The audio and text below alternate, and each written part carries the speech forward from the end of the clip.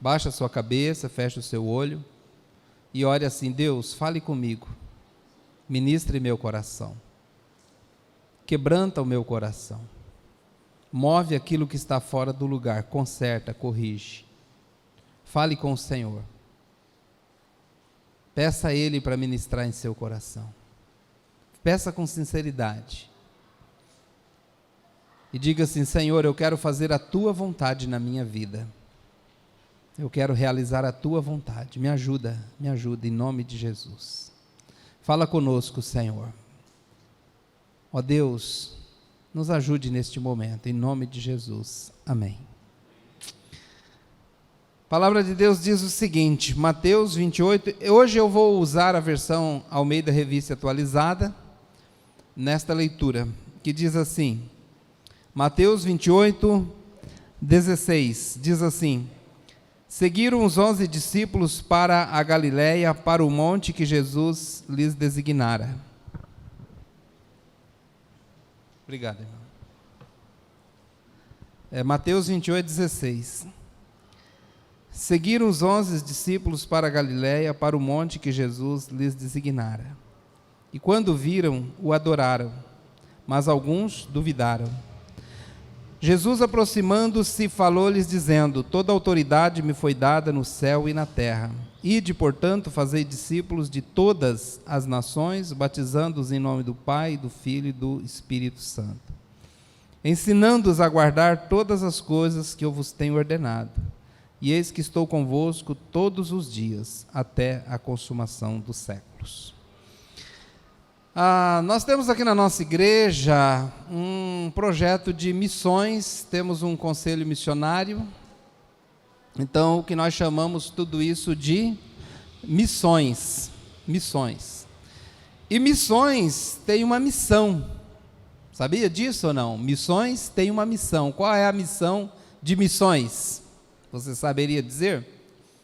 Qual é a missão de missões? A missão tem como objetivo apoiar, missões tem como objetivo apoiar ações missionárias. Então, qual é o objetivo de missões? Apoiar ações missionárias no Brasil e no mundo. E também cultivar a cultura da igreja de que todo membro é um missionário. Vou repetir. Missões tem como objetivo apoiar ações missionárias e cultivar a cultura da igreja de que todo membro é um missionário.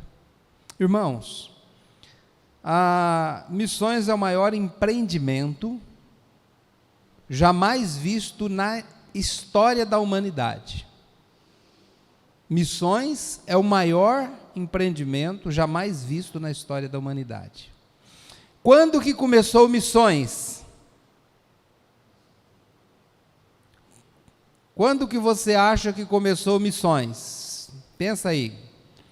Quando o apóstolo Paulo foi enviado de Antioquia na primeira viagem missionária junto com Barnabé? Não?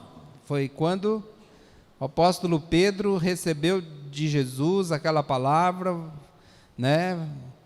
Cuida dos meus cordeirinhos. Foi quando Jesus encarnou-se nascendo na manjedoura. Foi lá que começou missões? Não? Foi quando o profeta Isaías veio e começou a proclamar o Evangelho, eu acho que quase 2000 anos antes de Cristo? Não. Missões começou no dia em que o homem pecou no jardim do Éden. Mas na verdade não foi aí que começou missões. Missões começou no plano de Deus, na eternidade, mesmo antes que existisse qualquer pessoa na terra. Missões estava no coração de Deus. Missões é um empreendimento tão grande que ela envolve o Pai, o Filho e o Espírito Santo. Envolve o Pai, envolve o Filho, envolve o Espírito Santo. O Pai idealizou, planejou, arquitetou. O Filho veio em missão resgatar a humanidade, morrer e edificar a sua igreja. E o Espírito Santo deu continuidade, inspirando, auxiliando e dando condições para que missões pudessem chegar até mim e chegar até você. Você lembra quando missões chegou na sua vida? Quando alguém veio até você trazer a luz do Evangelho? Maravilhoso, né? E essa luz que chegou até você. Missões é isso, irmãos. Missões é fazer de nós como espelhos. Quando eu era criança, não sei se você lembra, né? Você que já passou aí dos 200, você lembra que tinha uns espelhinhos redondinhos? Quem lembra desses espelhinhos? Então, sempre tinha um espelhinho daquele na minha casa, que chamava esse espelho de bolso. As pessoas carregavam aquele espelhinho no bolso, poder pentear o cabelo e tal. Era comum os homens carregar um espelhinho daquele. E lá em casa sempre tinha daqueles espelhinhos. E você já brincou de fazer réstia? Quem já brincou de fazer réstia com espelho? Né? Tem alguns meninos arteiros aí que brincaram disso. Nunca brincou, irmã? Pode brincar. Se tiver sol, você pega um espelhinho, aí você vai debaixo de uma árvore e fica fazendo réstia nos passarinhos. Aí ou uma coisa... chama réstia, a gente chamava réstia, mas é o reflexo do sol no espelho que a gente ficava brincando. Tinha um lugar escuro na nossa casa, num porão, eu pegava assim na janela, colocava o espelho, e aí ficava clareando lá locais do porão com aquele espelho. O que é missões? Missões é ser o espelho que reflete a glória de Deus na vida das outras pessoas. Missões é quando a luz de Deus chega em você, te salva, mas não para, não morre em você. Ela reflete para outras pessoas. Isso é missões. Então, irmãos, missões é o maior empreendimento da história da humanidade. Poderia dizer que missões é o maior empreendimento do universo.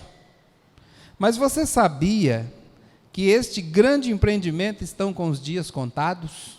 Sabia ou não? Estão com os dias contados. Missões vai acabar. E eu acho que vai acabar logo.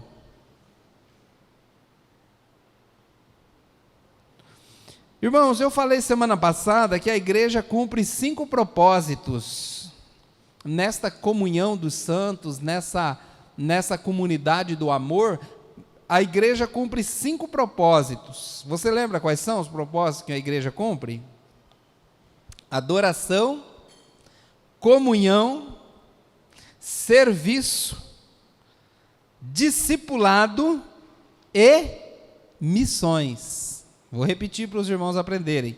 Adoração, 5 propósitos da igreja: adoração, comunhão, serviço, discipulado e missões. Adoração, comunhão, serviço, discipulado e missões. Irmãos, deixa eu perguntar. Você acha que lá no céu vai ter adoração? Quem acha que sim? Levanta a mão. A maioria acha que vai ter, viu, Marcos? A maioria acha que vai ter adoração no céu. Não, eu acho que todo mundo acha, que não levantou a mão. Você acha que vai ter comunhão no céu? Vai ter? A comunhão lá vai ser perfeita, irmãos.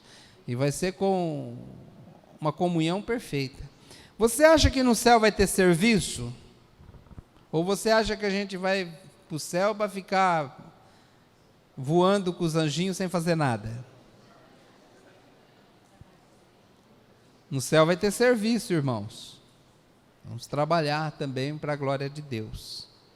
Você acha que no céu vai ter discipulado?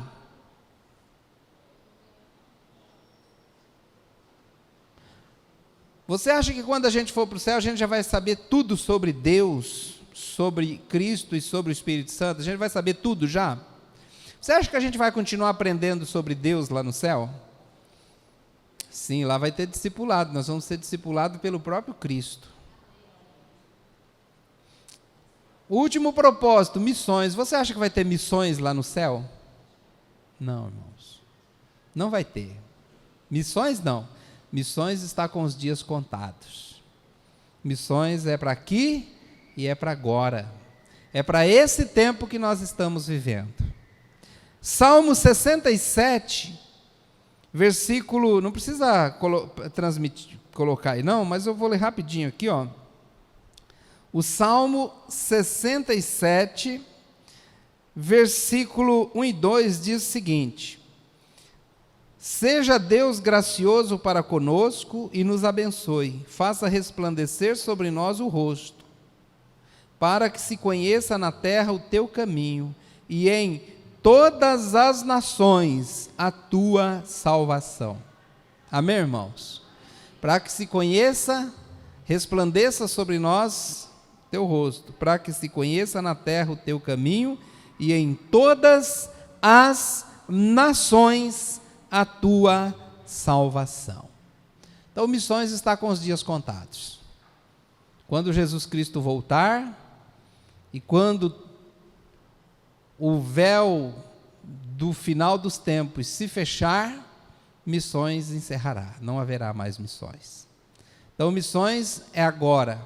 Missões é da nossa geração, é o nosso tempo, agora é a nossa vez de fazer missões. Quem está entendendo? Vamos ler então em Mateus 28, 16 a 20, onde o Senhor Jesus nos dá os fundamentos da missão. E eu pretendo, com esta mensagem, motivar seu coração para que você participe efetivamente de missões. Mateus 28, 16 diz o seguinte, acompanhe a leitura. Não, eu já li, né? Mas acompanhe aí o texto na palavra de Deus. Seguiram os 11 discípulos para a Galiléia, para o monte que Jesus lhes designara. O que aconteceu aqui? Jesus havia morrido, os discípulos eram testemunhas da morte de Jesus, eles viram que Jesus tinha morrido, que Jesus tinha sido sepultado, e depois as mulheres foram lá no sepulcro e falaram, ele não está aqui, ele ressuscitou. E aí começou Jesus a aparecer para muitos discípulos, para alguns deles em particular, depois em grupos, apareceu no meio da reunião dos discípulos 2 vezes, e apareceu para os discípulos no caminho de Emaús, e aí então estava tendo ali as provas e tudo mais de que o Senhor Jesus estava vivo. Agora chegando ali, ele então, depois de ter ressuscitado, ele marcou um encontro na Galiléia, ali no monte que Jesus lhes designara. Versículo 17, quando viram, o adoraram, mas alguns duvidaram. Olha que interessante, irmãos, porque dos discípulos que andaram com Jesus, ouviram as pregações de Jesus, viram os sinais que Jesus praticou, viram os milagres que Jesus fez, curar, abrir a visão dos cegos, o ouvido do surdo, ressuscitar mortos. Mesmo assim, alguns quando viram Jesus, alguns adoraram. Por que adoraram? A quem que nós adoramos, irmãos? Somente Deus, amém? Então, quando eles adoraram a Jesus, estavam reconhecendo que Ele é Deus. Mas alguns duvidaram. Duvidaram de quê? Duvidaram que Jesus havia ressuscitado. Isso nos leva a uma lição, que muitas vezes a obra de Deus não é feita só por aqueles que são realmente, aqueles crentes, assim vamos dizer, daquela qualidade superior, se é que isso existe. Mas ele é feito por todos os crentes, até mesmo por aqueles que às vezes duvidam. Por aqueles que têm uma fé meia vacilante, aqueles que não estão muito bem, mas Deus usa a quem Ele quer e usa todos que se dispõem a ser usado pelo Senhor. Amém, irmãos? Então aqui nós temos repetida a palavra todos, ou toda, 4 vezes. Observe aí comigo, a partir do versículo 18, ele diz, toda a autoridade. Depois ele diz, todas as nações. Aí ele diz, tudo que eu lhes ordenei. E por último ele diz, estarei convosco todos os dias. E esses 4 todos aí demarcam os fundamentos da missão dado pelo Senhor Jesus Cristo. E esses fundamentos nos ajudarão a compreender, praticar e perseverar na missão. Então, o primeiro fundamento, irmãos, está aí, é a autoridade de Cristo. É a autoridade de Jesus. Versículo 18: aproximou-se deles, falou-lhes, dizendo: toda a autoridade me foi dada no céu e na terra. Então, Jesus, quando foi passar a missão, o primeiro fundamento que ele colocou ali na vida dos discípulos foi a sua própria autoridade. Toda autoridade. Irmãos, sem a autoridade de Cristo, a igreja deveria se calar. Por quê? Com que autoridade nós poderíamos chegar diante das pessoas, dos pensamentos religiosos, das filosofias deste mundo, dos pensamentos religiosos das pessoas e dizer: vocês estão errados? Pense comigo, você chegar diante de um budista, que tem a sua filosofia milenar, e dizer: você está equivocado, a salvação está em Cristo Jesus. Com que autoridade nós poderíamos chegar diante das religiões, diante das pessoas sem Cristo, e dizer: você precisa mudar para o lado de Jesus? Essa pergunta foi muito questionada ali, logo no comecinho, com Pedro e João, quando eles curaram aquele homem coxo, aleijado, que estava ali na porta formosa do templo em Jerusalém. Depois de ter curado, os líderes religiosos judaicos chegaram nele e perguntaram: com que autoridade, ou em nome de quem vocês fizeram isso? E que eles responderam: em nome de Jesus de Nazaré, que vocês mataram, que vocês crucificaram, que Deus o ressuscitou dos mortos, está vivo, é o nome dele, em nome dele que este homem está em pé, são na frente de vocês. Quando Moisés foi enviado diante de Faraó, ele fez a mesma pergunta. Chegando lá, eu digo assim: em nome de quem, a autoridade de quem estou vindo aqui falar com você? Aí Deus falou: diga: eu sou o que sou, me enviou a vós. Em nome de Jeová, o Senhor dos exércitos, o Senhor dos céus, eu venho a ti, Faraó, e peço para você libertar o meu povo. Você liberar toda a mão de obra do Egito, para que saiam da terra. Então, irmãos, em nome de quem nós estamos indo? Em nome do pastor Tomé? Em nome da Igreja Batista Boas Novas? Em nome da Associação Batista Regular? Em nome de quem nós estamos indo? Em nome do Senhor dos Exércitos, em nome do Senhor dos Senhores, o Rei dos Reis, aquele que tem toda a autoridade no céu e na terra. Em nome dele nós vamos e nós proclamamos o Evangelho do Reino. Você já viu aquela pessoa que às vezes é revestida de autoridade, e quando alguém mais subalterno lhe para e ele diz assim: você sabe com quem você está falando?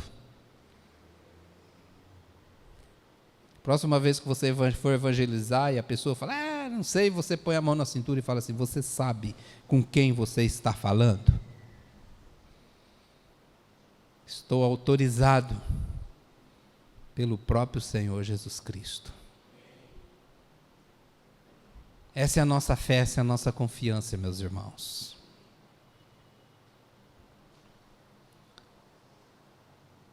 A igreja foi revestida de autoridade para fazer a vontade de Deus. Quando fazemos a vontade de Deus, Ele nos fortalece. Ele nos fortalece.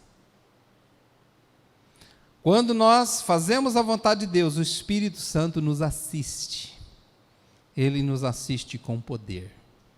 Se ficarmos de braços cruzados, não vai ter poder, mas se nós levantarmos da nossa casa para ir convidar alguém para o culto, o Espírito Santo vai junto, revestindo de poder. Se nós mandarmos uma mensagem para alguém para testemunhar de Jesus, aquela mensagem tem poder. Você acredita nisso? É como aquele exemplo que eu dei aqui para os irmãos da direção hidráulica que tem nos carros, principalmente nos caminhões que são muito pesados. Se você não fizer nenhum movimento com o volante, ela fica ali quietinha, mas você pôs a mão no volante e fez o mínimo movimento, a direção hidráulica vai assistir aquele movimento para que você consiga fazê-lo. Assim também é nós. É assim a igreja. Qualquer coisa que nós fizermos em prol da missão, da vontade de cumprir a vontade de Deus, o Espírito Santo nos assiste. Quando você baixa a sua cabeça, fecha o seu olho para orar pela conversão de alguém, naquele momento o Espírito Santo te assiste com poder. Pena que muitas vezes nós deixamos de lado tamanho poder e não usamos ele no dia a dia. Segundo fundamento, está aí no versículo 19. Ide, portanto, fazei discípulo de todas as nações, batizando-os em nome do Pai, do Filho e do Espírito Santo. Então, ide, portanto, fazei discípulo de todas as nações. O segundo fundamento, irmãos, é o discipulado. O primeiro fundamento de missões, da missão, é o poder de Jesus. O segundo fundamento é o discipulado, ou a transformação das pessoas por meio do discipulado. Ao contrário de que alguns pensam e têm aprendido, o ide aqui não é a ordem de Jesus, não é ir. A ordem de Jesus é fazer discípulos. Fazer discípulos, essa é a ordem. Esta é a missão da igreja, está escrito aqui, irmãos, ó. A missão da igreja é fazer discípulos. Portanto, Jesus não necessariamente está nos mandando ir para um lugar específico, mas Ele está dizendo, enquanto vocês vão, vocês façam discípulos. Para onde você vai essa semana? Vai no médico? Quem vai no médico essa semana? Então eu estou te enviando como missionário naquela sala para você testemunhar de Jesus para aquelas pessoas e talvez até mesmo para o médico. Quem vai viajar essa semana? Então eu estou te enviando como missionário aonde você for para pregar o Evangelho. Quem vai trabalhar amanhã? Amém. Estou te enviando como missionário para você falar de Jesus lá no teu trabalho. Quem vai para a escola amanhã? Levanta a mão. Para a escola. Acabou já? Acabou a escola? Mas o ano que vem, quem vai voltar para a escola? Estou te enviando como missionário lá na tua escola para você falar de Jesus. Para onde você for. Quem vai para a praia essa semana? Ia falar para levar a gente junto, né, amor? Mas aonde você for. Quem está entendendo? Quem está entendendo? É isso que Jesus falou aqui, façam discípulos enquanto você for. Enquanto você for, faça discípulos. Aonde você for, faça discípulos. Seja aquele espelhinho para refletir a glória de Deus na vida das pessoas. Amém, irmãos?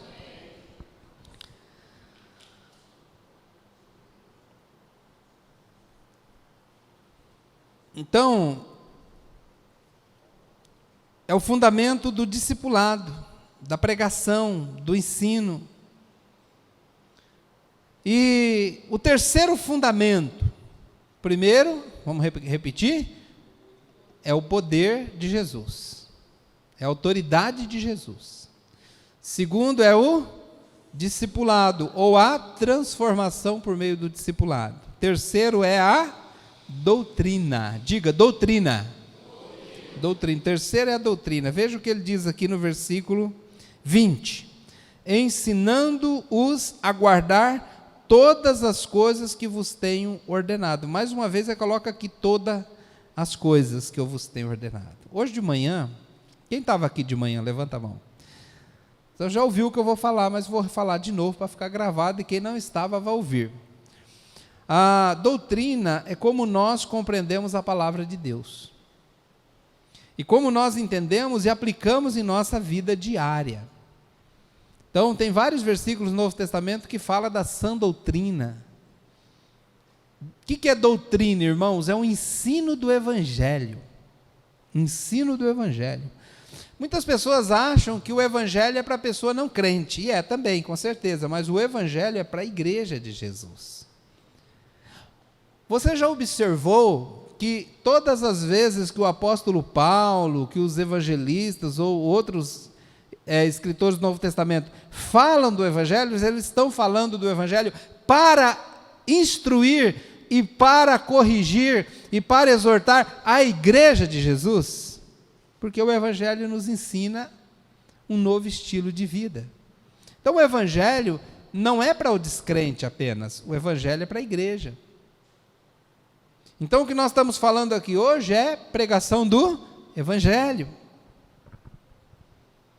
Eu ouvi dizer que o Evangelho, ele deve fazer parte da vida do crente nos seguintes aspectos: palavra, adoração, comunhão, oração, santidade, boas obras e evangelização.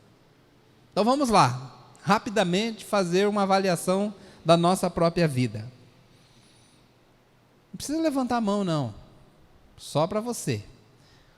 Quantos aqui leram a palavra de Deus todos os dias da semana passada? A palavra faz parte da sua vida? Segundo, quantos aqui adoraram a Deus todos os dias da semana passada?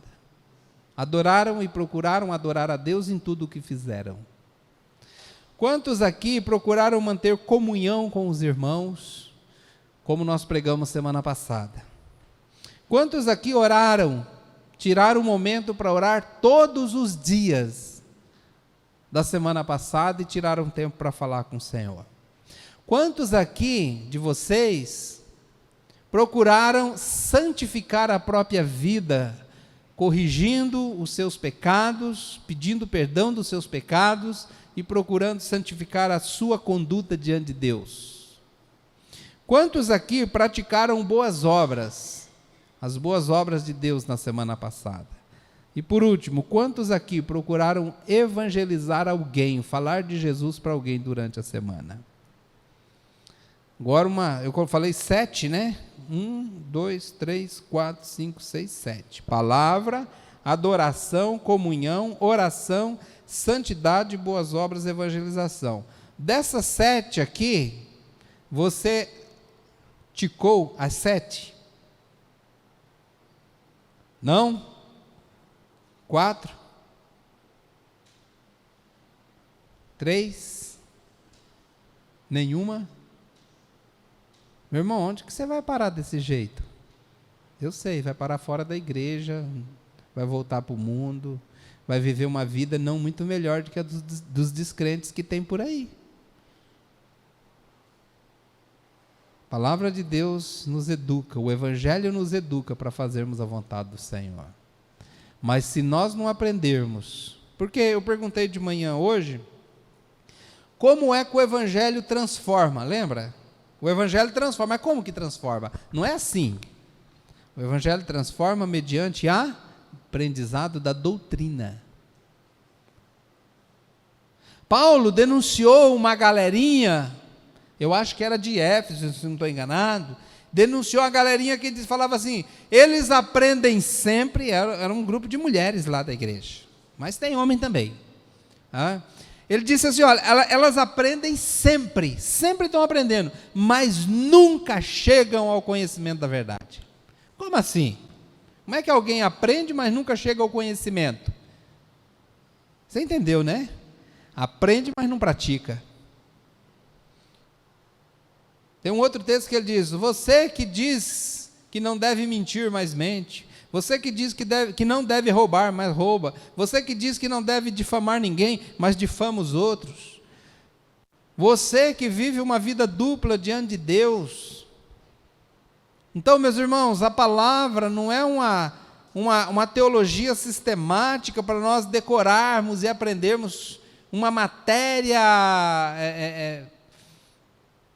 Não, é para nós praticarmos, e faz parte do Evangelho no nosso coração aquilo que praticamos. Isso é transformação.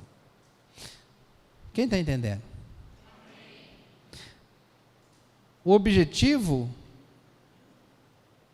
da doutrina é nos transformar. Se transformar. Eu falei de manhã que o objetivo da escola bíblica, eu falei que a missão da escola bíblica é, quem lembra? Falei de manhã. Você comeu muito feijão no almoço, é ensinar a palavra de Deus, com o objetivo de transformar e capacitar. Então, o ensino, a doutrina, ocupa um lugar central no dia a dia da igreja do Senhor Jesus. Então, como eu disse, o Evangelho, ele transforma por meio do aprendizado da sã doutrina. Então, nós somos transformados em 3 dimensões: nas nossas crenças, no nosso comportamento e na nossa cosmovisão. Ou seja, nós aprendemos e mudamos a nossa forma de crer. Nós mudamos a nossa forma de pensar, como diz em Romanos 12, transformai-vos pela renovação da vossa mente. Mente renovada produz um comportamento renovado. Depois de um comportamento renovado, muda a nossa cosmovisão, ou seja, a forma com que nós enxergamos o mundo. Irmãos, o que nos segura firme no caminho do Senhor é a nossa cosmovisão formada a partir da doutrina do Evangelho de Jesus. 4º lugar, o último fundamento, é a segurança que temos em Cristo. Última frase diz: eis que estou convosco todos os dias, até a consumação dos séculos. A missão que a igreja recebeu, qual foi a missão que a igreja recebeu? Fazer discípulos de todas as nações da terra. E ela seria uma missão impossível se não fosse o 4º fundamento. Qual é o 4º fundamento? É a segurança que nós temos em Jesus. Amém, irmãos? Estou convosco todos os dias. Irmãos, todos os dias. Nos dias bons e nos dias maus. Nos dias em que está dando tudo certo e o vento está soprando a nosso favor. Mas o Senhor Jesus estará conosco quando o vento for contrário. O apóstolo Paulo fez a primeira viagem missionária, deu tudo certo. Tudo certo assim, ele chegou vivo, porque o pessoal prendeu ele, bateu e perseguiu. Ele fez a segunda viagem missionária com o propósito de confirmar as igrejas e estabelecer ali presbíteros em todas as igrejas. Deu certo, voltou. E ele fez uma terceira viagem missionária. Essa foi complicada, irmãos. Porque na terceira viagem missionária ele estava indo para Roma, preso para ser julgado pelo Império Romano. O apóstolo Paulo diz ali nos últimos capítulos de Atos, que eles então saíram de um porto, foram para outro, e ele diz, então os ventos nos eram contrários. Naquela época não tinha motor a diesel. Eles navegavam com velas. Aquele pano que fica no navio, mas aí o vento tem que estar a favor, irmãos. Senão, se tiver ao contrário, empurra o navio para trás. Ele falou, e o vento era contrário. Naquela época, quando o vento era contrário, o navio não saía do lugar. Mas Jesus estava com Paulo. Estava com Paulo naquela viagem. Porque depois de uma severa tempestade, todo mundo desanimado da vida, Paulo se levantou e falou, Deus, o Senhor Jesus está conosco, vamos nos animar. Comeram e depois conseguiram encalhar o navio numa ilha chamada Malta. E aí os homens falaram assim, esse cara é de Deus, porque ele foi salvo de uma tempestade, olha. E quando ele pegava a lenha para pôr no fogo, para se aquentar, uma cobra mortífera, uma serpente, uma víbora mortal mordeu a mão dele. E os nativos falaram, eu acho que não é de Deus não, porque olha, se foi salvo da tempestade, vai morrer por causa da mordida da cobra. Mas Jesus estava com ele, e ele foi curado. Aí logo em seguida eles começaram a querer adorá-lo como Deus, porque ele falou, nem a tempestade, nem a cobra, esse homem é um Deus. E Paulo disse, eu não sou Deus, mas Deus está comigo. E na última viagem missionária de Paulo, ele não ganhou gentios normais para Jesus. Ele ganhou a corte romana, aqueles que serviam o próprio César.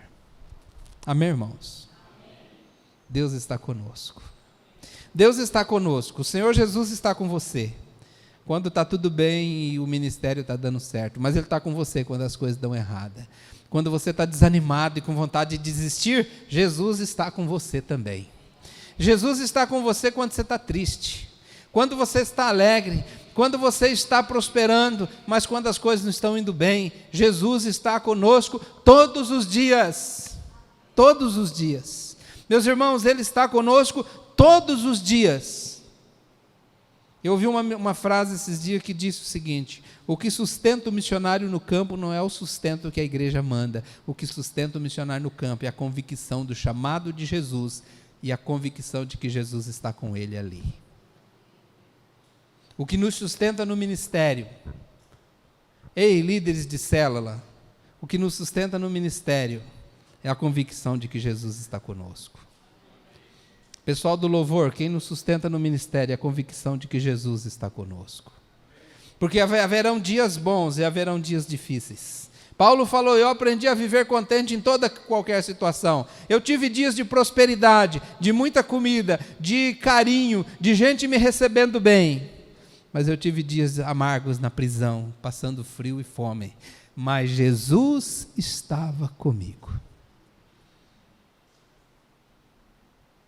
Quem está entendendo?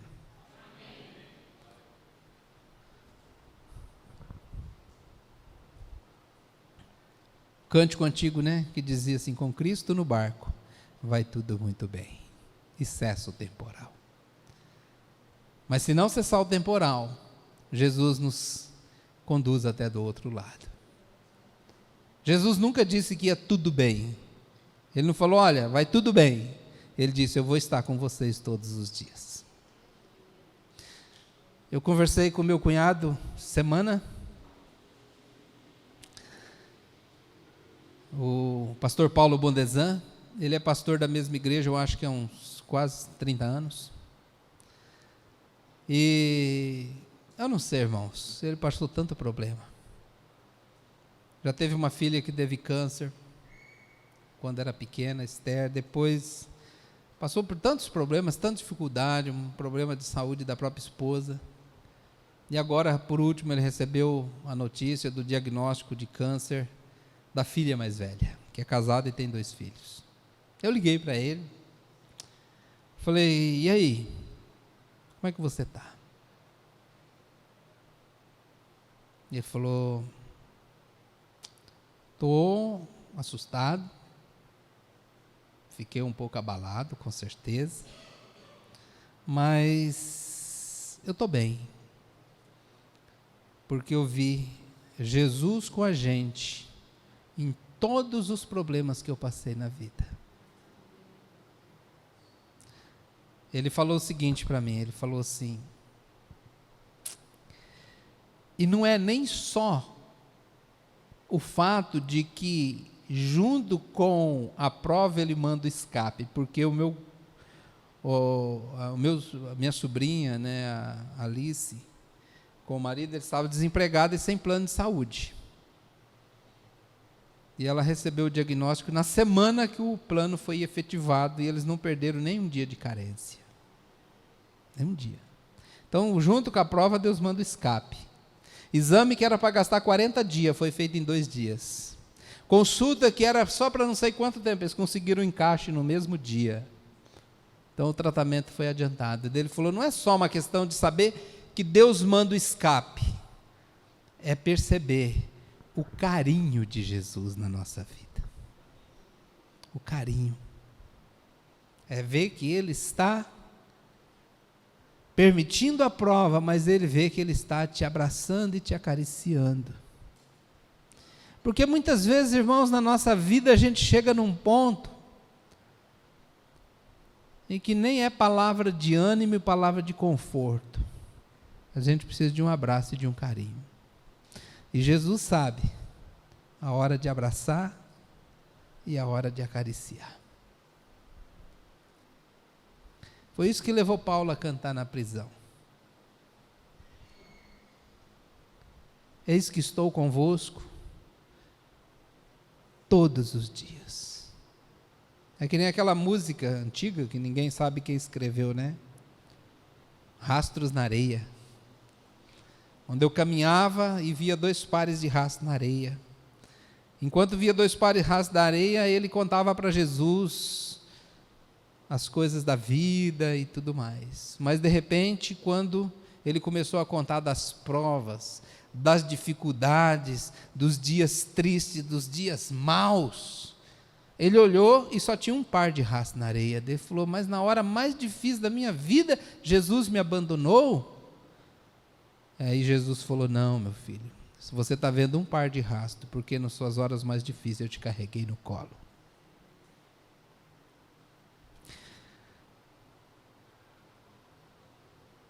Estou convosco todos os dias. Irmãos, o fundamento da missão, para cumprirmos a missão, que seria impossível se não fosse a autoridade de Jesus. Seria impossível a missão se não fosse a transformação promovida pelo discipulado. Seria impossível se não fosse a doutrina do Evangelho, que nos leva a cada dia, passo a passo, para sermos mais parecidos com Jesus.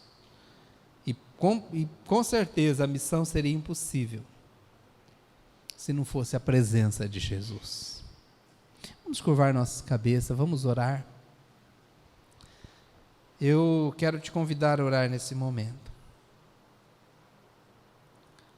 Primeiramente, agradecer a Deus, porque Ele está sempre conosco, mas também avaliar a sua vida. Como está o seu desempenho, o seu empenho, o seu envolvimento com a missão de Jesus? Não é a missão da Igreja Batista Boas Novas, é a missão de Jesus na terra. Como está? Quero desafiar você nesta noite. Você que é crente há tanto tempo, abrir os seus olhos e permitir que o Espírito Santo taque fogo no teu coração, incendeie o seu coração, porque você tem tanto potencial, mas não adianta nada você ter uma vela no escuro na tua casa se essa vela estiver apagada. Peça para Deus te acender, peça para Deus te acender, te ativar. Pai, eu quero ser um missionário, eu quero participar de missões. Senhor, nós te louvamos, primeiramente porque o Senhor está sempre conosco, mesmo quando estamos fracos, com a fé abalada, dificuldades na nossa vida, com vontade de desistir, quando muitas vezes estamos tão desmotivados, o Senhor está conosco. E quando tudo fica difícil demais para nós humanos, o Senhor não apenas está do nosso lado, o Senhor nos abraça e nós sentimos o carinho, nós sentimos o Senhor nos abraçando. Mas, Senhor, eu te peço, nos ensine, em nome de Jesus, a termos uma vida de fé, um comportamento que honra o teu nome, e, ó Deus, uma missão que glorifique o nome do Senhor Jesus. Não permita, Pai, que a gente venha se desviar por valores inúteis e fúteis e passageiros deste mundo. Não permite que nós gastemos a nossa vida correndo atrás do vento, atrás de coisas fúteis, que não são duradouras, que não têm valores eternos, coisas que muitas vezes, ó Deus, são desnecessárias na nossa vida. Pai, nos perdoe, Deus, por sermos tão às vezes, indiferentes com a missão. Acenda, Pai, a nossa vida, ativa, Senhor. Perdoa, Pai, porque às vezes gastamos mais recursos comprando uma roupa nova para passar o final de ano do que investindo em missões. Perdoa porque às vezes gastamos mais tempo procurando um modelo de celular novo do que se preocupando com os que estão perdidos. Perdoe, Pai, porque às vezes a nossa contribuição com missões não corresponde nem um pouco com as bênçãos do Senhor derramado na nossa vida. Perdoa, Pai, porque às vezes as nossas prioridades estão trocadas. Oh Deus, nos alcance, nos chame para o centro da Tua vontade. Nos chame novamente, Pai, para o centro da Tua vontade. Oh Deus, nos fortaleça enquanto fazemos a Sua vontade, Pai. Sabendo que a missão está com os dias contados nesse mundo. Não nos permita perder tempo, não nos permita perder tempo, nos ajude, Deus, nos ajude, Pai. E eu oro agora pela minha vida, e oro pela vida particular de cada um, porque, Senhor, não permita que a gente saia daqui do jeito que entrou. Eu peço a Ti, Deus, que de uma forma particular o Senhor fale ao coração de todos que estão aqui, dos jovens, dos adultos. Fale, Senhor, no coração daqueles que até hoje têm sido indiferente, incomoda, porque o incômodo do Espírito Santo é um santo incômodo para nos levar para perto do Senhor e dar significado à nossa vida. Oh Deus, vem com Teu Santo Espírito e enche a Tua igreja. Enche a Tua igreja de poder, de unção. Derrama o amor de Cristo. Batiza-nos no amor de Jesus. Batiza-nos no amor de Jesus. O amor que fez Jesus vir ao mundo e morrer pelo mais miserável pecador. Batiza-nos com Teu amor. Batiza-nos no amor de Jesus. Nos ajude a amar como Jesus amou. Ó Deus, quebra de nós o egoísmo, a individualidade. Quebra de nós, ó Deus, as coisas fúteis desta vida e nos ajude a buscar o reino em primeiro lugar. Nos ajude, Deus. Abençoe a Tua igreja em nome de Jesus. Amém.